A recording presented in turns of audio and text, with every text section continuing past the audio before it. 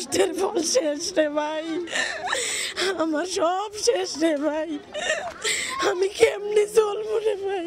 তো বাড়ি দেখাশোনা করতাম আমার বাড়ির, আমি তো একটা সুতো বাইর করতে পারতাম না রে ভাই, আমার একটা বাড়ি কিচ্ছু নাই রে ভাই, সব শেষ রে ভাই, সব শেষ শেষ।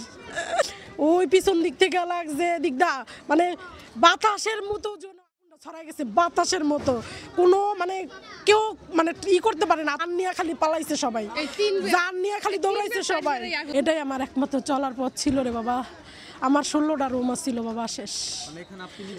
হ্যাঁ হ্যাঁ বাবা, আমি অনেক কষ্টের বিনিময়ে সব এই বোনের বাড়িটাই আমি কিনছিলাম, এই বোনের বাড়িটাই কিনে আমি অনেক কষ্টের বিনিময়ে করছি। আমি হাত থেকে কিনছি এই 4 বছর হয়। এই জায়গায় আমরা